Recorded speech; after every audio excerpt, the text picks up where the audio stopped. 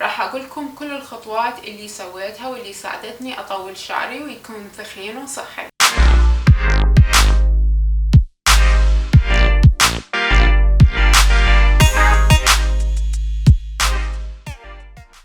مساء الخير، شلونكم حبايب؟ وياكم عبير فاشن وبيوتي بلوجر من انستغرام.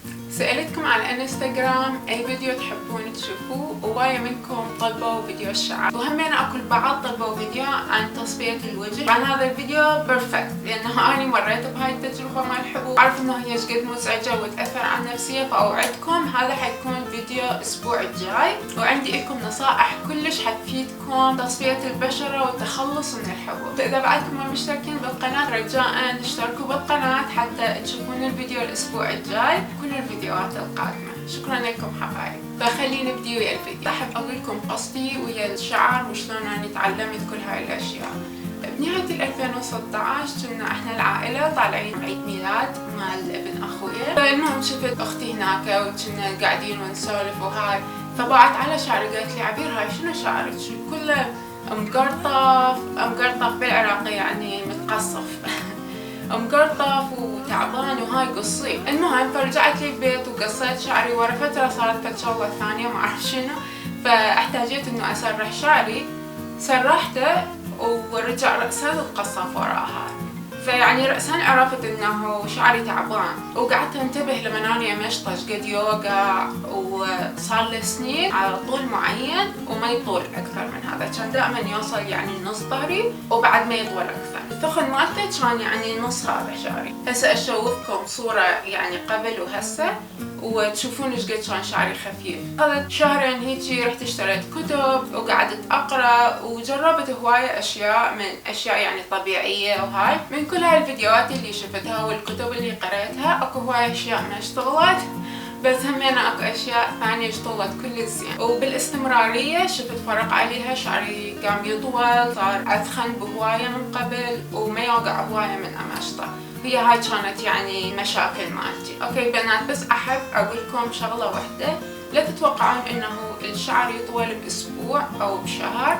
الشعر ياخذ فترة، ومثل ما يقولون هو جورني، هو يعني احنا من تلفناه هو ما تلف رأسا، اخذ فترة طويلة حتى لحد ما تلف. ونفس الشيء من نرجع نحسنه مرة ثانية يحتاج على الاقل 3 اشهر الى 6 اشهر. فمن تبدون العناية بشعركم لا تملون او تحسون انه ما تشتغل الاشياء، بس يحتاج لها شوية صبر واستمرارية. انا يعني اضمن لكم انه هاي الاشياء تشتغل 100%، لانه انا نفسي شفت نتيجة عليها ومتأكدة انتم حتشوفون نتيجة عليها. فخلي نبدي ويا هاي الخطوات. اول شيء لا تستخدمون اي مواد كيميائية على الشعر، يعني جل، موس، شامبو بهواي مواد كيميائية. أنا أعرف إنه هذا الشيء ممكن صعب شوية، بس إذا شعركم تالف يعني جدا جدا جدا مهم إنه مواد كيميائية كلها تذبوها بالزبالة، وما تستخدموها على الأقل 6 أشهر لحد ما يرجع شعركم صحي مرة ثانية. إذا شعركم زين اوريدي استخدموا هاي المواد كلش قليل،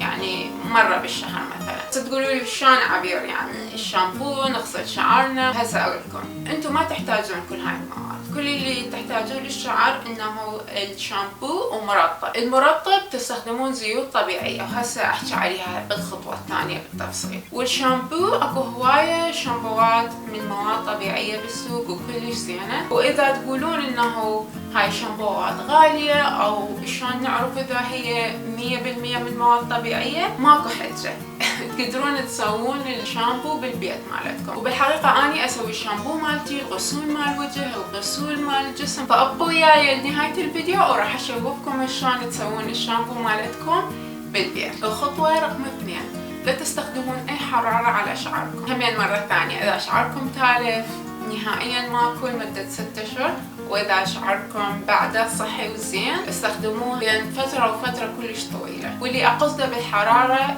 كل الشسوارات، كل الادوات الحارة اللي تسرحون بها شعر. خطوة رقم 3، تستخدمون زيوت طبيعية، اي زيت انتو تحبوه شعركم، زيت الزيتون، زيت الجوز، زيت اللوز الحلو، كيفكم. الزيوت هي اللي تغذي الشعر وتخليه صحي ولامع. خطوة رقم 4 هي نظام غذائي صحي. اعرف ممكن هذا شوية يكون صعب خصوصا الناس المشغولين، بس حاولوا يعني حاولوا قدر المستطاع، لانه بنات كلش مهمة المي كلش مهم للجسم، للبشرة، للشعر. وهمين الخضروات فيها هواية فيتامينات ومعادن مهمة لكل الجسم مو بس للشعر. فحاولوا ايش قد ما تقدرون انه تاكلون غذاء صحي وتشربون 8 جلاسات مي باليوم. وخطوة رقم 5 هي الفيتامينات. اكو هواية دبيت على هذا الموضوع، اكو ناس تقول يشتغل، اكو ناس تقول ما يفيد اي شيء للشعر. اني شخصيا جربتها وشفتها تساعد كلش هواية وشفت عليها فرق. انصح بالفيتامينات للشعر. انا جربت يعني نوعيات مختلفة، ونوعيتي المفضلة حترك لكم اياها هنا، يعني هسه ما اتذكر اسمها فحخلي لكم اياها هنا على الشاشة. اذا هذا ما متوفر اخذوا مجموعة الفيتامينات الخاصة للنساء ومجموعة فيتامينات بي. خطوة رقم 6 be gentle with your hair. يعني لا تقسون على شعركم، مشطوا كلش على كيف، ابدوا من جوا شوية شوية واصعدوا اللي فوق. أنا وحدة من الناس كنت امشط شعري يعني بقساوة وشعري يتقطع ويوقع، واعتقد انه هو شعري مو زين فلهذا يوقع، بس مو صحيح. من بديت امشطه على كيفي واخذ وقتي قام يوقع اقل. فالطريقه اللي نمشط بها شعرنا لها علاقه كبيره بشقد شعر ممكن يوقع. وتستخدمون فرشه او مشط زينه للشعر. اني هاي الفرشه اللي استخدمها للشعر اللي يصير احيانا بالحمام من نغسل شعرنا او يعني من نشده يصير عقد بالشعر، يعني الشعر ينشد ويا شعر ثاني، فمن نجي نمشطه راح نشلع على هذا الشعر. فهاي الفرشة تساعد انه تفتح هاي العقد على كيف، وهمين التمشيط على كيف مرة ثانية. يعني هاي الفرشة همين انا اذا مشط بها هيك سريع همين راح تشلع شعر. صدقوني بنات اقعدوا اخذوا يعني ربع ساعة مشطوا على كيفكم وراح تشوفون انه شلون شعركم راح يوقع اقل من الطبيعي. وهسه اجينا للخطوة السابعة والاخيرة، قناع للشعر كل اسبوع. واقول لكم قناع انتم تسووه بالبيت وجواها خطين لانه يعني كلش مهم بنات. اللي نريده انه نريد نعطي مواد غذائيه زينه لشعرنا بقدر المستطاع. اكو هوايه اقنعه كلش زينه للشعر. طبعا اني اخير شي بديت استخدم الالوفيرا وكلش عجبني للشعر، بس اذا ما عندكم الوفيرا همينه مو مشكله، تقدرون تعوضوها بغير اشياء. بس المهم بنات مثل ما قلت لكم مواد فريش او زيوت زينه نوعيه زينه، هذا المهم بالاقنعه. فهسه تعالوا وياي راح اشوفكم شلون نسوي الشامبو واشوفكم وصفه رهيبه للشعر.